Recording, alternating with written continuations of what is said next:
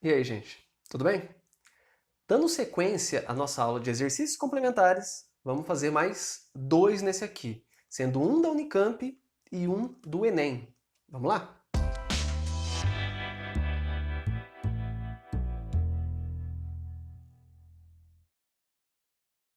Belezinha. O nosso primeiro exercício é esse da Unicamp e ele é cascudinho, certo? Ele não vai ser tão rapidinho da gente resolver, ele usa logaritmo para resolver, mas eu quero fazer esse daqui especificamente com vocês, para a gente revisar um pouquinho das propriedades do logaritmo, né? E para você ver como que a gente age numa situação dessa. Bom, a questão é o seguinte. Suponha que o preço de um automóvel tem uma desvalorização, esse é outro motivo que eu quis colocar aqui, ó. Aqui a gente está falando de desvalorização média de 19% ao ano sobre o preço do ano anterior. Se F representa o preço inicial, que é o preço de fábrica, e P de T o preço após T anos, pede-se, no item A, esse é mais tranquilo, ele só quer a expressão para P de T. Bom, a gente já usou isso para um exercício que a gente fala, a gente pode pensar que o preço o final é como se fosse um montante, né? E de fato aqui, como é uma porcentagem fixa, certo? Que aumenta, ou no caso aqui desvaloriza, a gente pode usar a formulinha de juros compostos. A gente sabe que o montante é capital inicial vezes 1 mais a taxa elevado a tempo, certo? Esse capital que aparece aqui, ó, é o que você investiu inicialmente, quando a gente estava vendo matemática financeira, né? Isso aqui eu posso pensar que é o preço inicial do carro, certo? Fazendo uma analogia. Aqui nesse caso, ó, eu tenho uma desvalorização, então o preço está caindo, a taxa é negativa nesse caso, certo?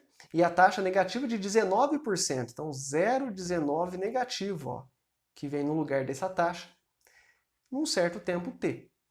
E esse montante vai ser o preço do carro após t anos, certo?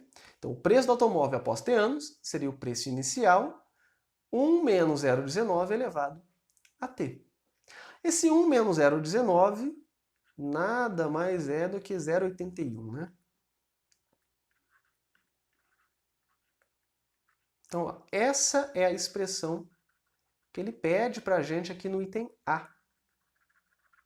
É o preço após t anos. É o preço inicial vezes 0,81 elevado a t. Tudo bem, gente?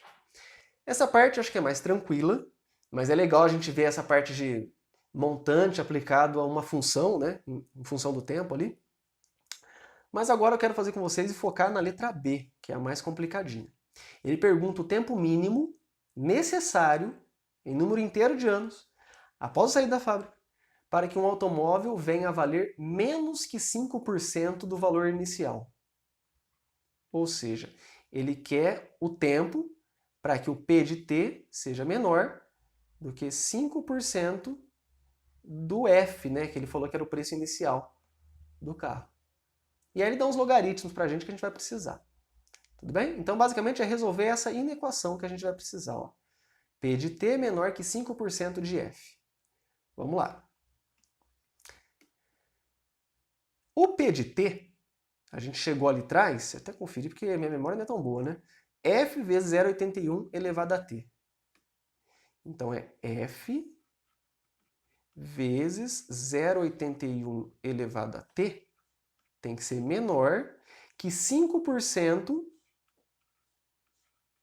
de F. O dF é 1 vezes F. Tudo bem? Aí dá para dar uma simplificada nessa expressão. A gente pode cortar o F dos dois lados. Que ele está com a função multiplicativa do mesmo jeito, né? Isso já dá uma ajuda para a gente. E aí eu fico com 0,81t, 0,81 elevado a t, aliás, né? Menor. Ó, o 5 sobre 100 dá para dividir por 5 em cima e embaixo, fica 1 sobre 20. E aí eu caio aqui numa inequação exponencial, já que a minha variável está no expoente. E é isso que complica um pouco a questão.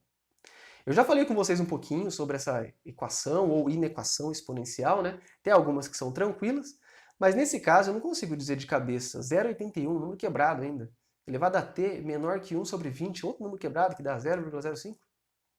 Não sei. Então, o que a gente faz quando tem uma equação exponencial ou uma inequação exponencial? A gente tira log dos dois lados. Certo? E eu vou tirar log na base 10. Quando a gente não escreve a base é 10. Isso garante que eu posso manter o sinal de desigualdade, que a base é maior que 1, certo? Então, posso manter o menor aqui. E também eu coloquei o base 10 porque é a base que ele me deu no enunciado, né? Aquele enunciado, ó, ele dá o log de 2 e o log de 3. Se ele não colocou base, é base 10 também. Tá. Por que eu aplico o logaritmo mesmo? Porque com isso eu posso aplicar uma das propriedades do logaritmo, que é tombar o expoente. Esse expoente vai virar um fator multiplicativo apenas. E aí eu vou ficar com t vezes o log de 0,81 menor. E aqui tem uma outra propriedade que eu vou usar. O 1 sobre 20 é a mesma coisa que... Aliás, o log de 1 sobre 20 é o log de 1 menos o log de 20. Lembra dessa propriedade? O log do quociente é a diferença dos logs. Eu não vou ficar muito em cima dos logaritmos, senão a gente não termina esse exercício hoje. Certo? Então, se você tem dúvidas, muitas dúvidas sobre logaritmos, tenta acessar alguma aula de logaritmos. No futuro eu vou fazer algumas também. Dependendo de quando você for assistir esse vídeo, você já tem no canal. Certo? Vamos lá, ó. Chegamos aqui. Nenhum desses logaritmos ele dá no enunciado, ele só dá o log de 2 e o log de 3. Não cheguei nem o log de 2 nem o log de 3 aqui. Mas eu posso fazer algumas modificações. Ó, primeiro, esse 0,81 é a mesma coisa que 81 sobre 100. Certo? Log de 1, ó, o que é o logaritmo mesmo? Quando eu não escrevo base é porque é base 10. Eu vou escrever agora. O logaritmo, você pode ler ele como sendo o expoente. Eu tenho que pensar, qual que é o expoente da base, ou seja, qual que é o expoente do 10 para resultar em 1? Ou seja, 10 elevado a quanto que dá 1? Concorda que é 10 elevado a 0? Qualquer número elevado a 0 dá 1? Então o log de 1 ó, é 0. E o log de 20, eu vou reescrever esse 20 como sendo 2 vezes 10. Beleza? Agora aqui o log de 81. Eu vou aplicar a propriedade que eu apliquei aqui em cima. Vai ser o log de 81 menos o log de 100. Só que eu vou ter que abrir um colchetes aqui. Log de 81. E 81 é a mesma coisa que 3 elevado a 4. Aí você já vai ter que ter uma sacada de usar isso. Certo? Você vai ter que fatorar 81 e você vai ver que ele é 3 vezes 3 vezes 3 vezes 3. Menos o log de 100.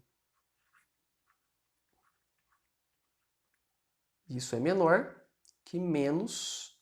Agora aqui, ó, eu fiquei com o log de um produto. Log de 2 vezes 10. Isso é uma propriedade que me fala que eu posso transformar em log de 2 mais log de 10.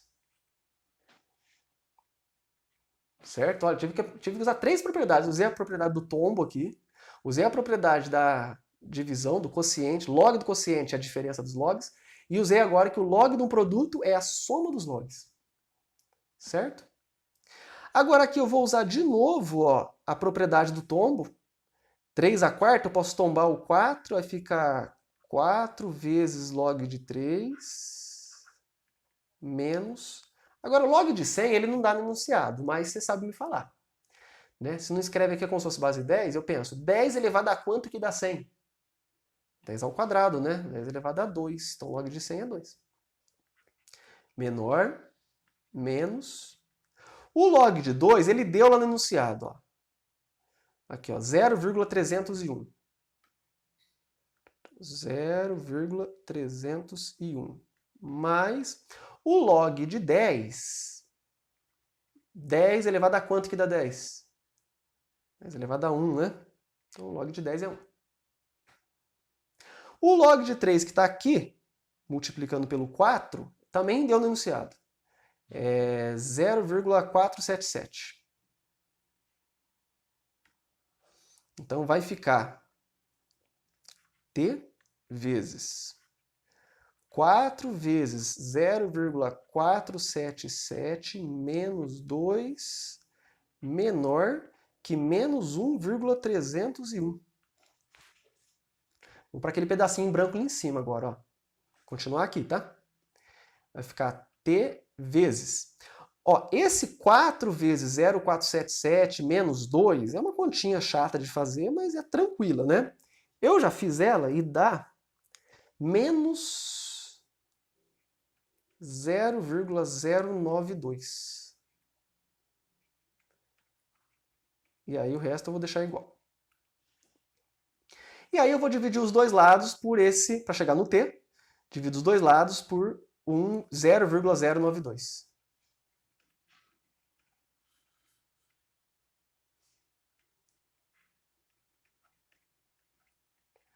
Só uma observação.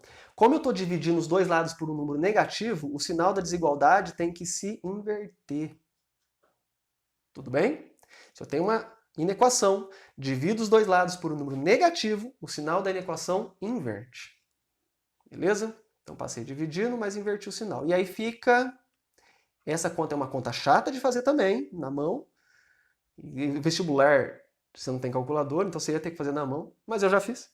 Pra gente não perder tempo com isso aí, dá 14,14.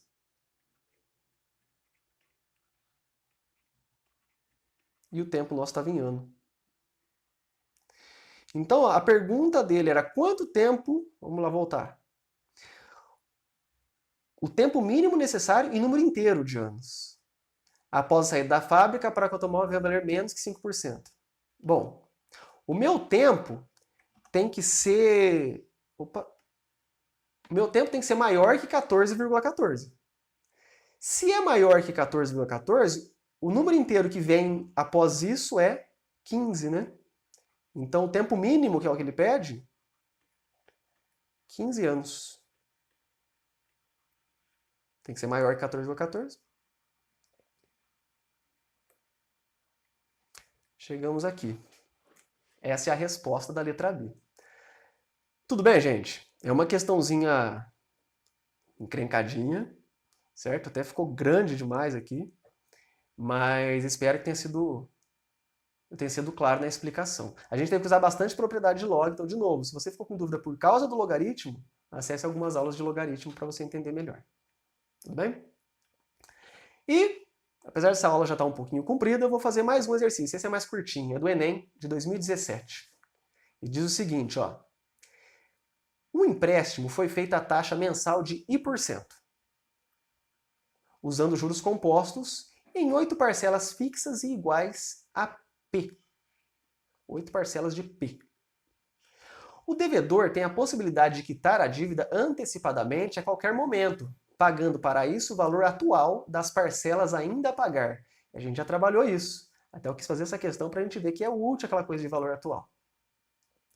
Após pagar a 5ª parcela, resolve quitar a dívida no ato de pagar a 6ª parcela. E aí ele pergunta a expressão que corresponde ao valor total pago pela quitação. Certo? Basicamente, ó, eu vou ter que colocar em outro slide, porque senão não vai caber aqui. Basicamente, eu estou vendo que eu tenho probleminha lá, ó. São 8 parcelas. 1, 2, 3, 4, 5, 6, 7, 8. Todas as parcelas iguais a P.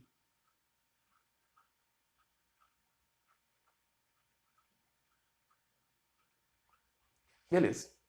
Aí ele foi pagando e tal, e aí ele fala que na 6ª parcela, 1, 2, 3, 4, 5, 6, nessa aqui, ó, vou colocar de vermelhinho. Nessa parcela ele quis quitar a dívida. E, ó, vou voltar no enunciado. Após pagar a 5ª parcela, resolve quitar a dívida no ato de pagar a 6ª. Então, na hora que ele for pagar a 6ª, ele já vai quitar o resto também. E aí ele pergunta qual que é o valor que ele vai ter que pagar. Bom, se ele está pagando nesse momento aqui, ó, ele está pagando a própria parcela, mais a parcela que vem em seguida, voltando um mês, e mais a 8ª parcela voltando 2 meses, certo? Então a 7ª parcela lá, ó, P sobre 1 mais taxa elevado a 1. Está voltando 1 mês só. E essa aqui está voltando 2 meses. 1 mais I elevado ao quadrado. Lembra que é assim que a gente faz, né? Quando quer voltar. Quando você quer levar para frente, você multiplica por 1 mais taxa elevado a tempo. Quando você quer trazer a parcela de volta, você divide por 1 mais taxa elevada a tempo. Tudo bem? Agora, o P eu posso colocar em evidência. Vou colocar aqui para caber tudo. P eu posso colocar em evidência. E aí fica P para chegar em P, tem que multiplicar por 1. P para chegar nessa coisa aqui, ó, é 1 sobre 1 mais I. A única coisa é que quando a gente usa o I aqui, em tudo que eu ensinei para vocês, eu penso no I como sendo o decimal. Aqui ele colocou no enunciado, ó, I%. Ele colocou 1%. O I% é I sobre 100. Então eu vou ter que usar lá, na verdade, I sobre 100. Certo?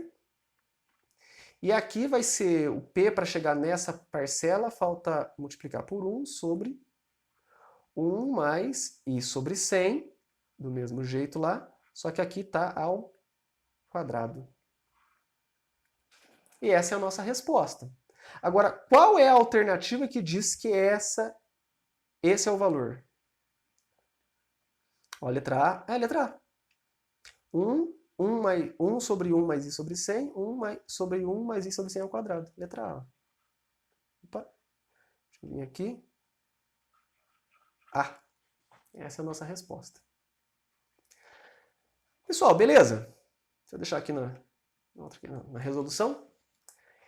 Com isso a gente encerra mais esses 2 exercícios. São exercícios... O 2 até que foi tranquilo, né? O terceiro que foi um pouco mais encrencadinho. Aliás, o primeiro que foi um pouco mais encrencadinho, da Unicamp, né? Mas espero que eu tenha sido claro o suficiente. Tentei fazer sem correria, né? O vídeo ficou um pouquinho longo aí, mas espero que tenha sido útil. Ficamos por aqui, gente. Até mais. Tchau pra vocês.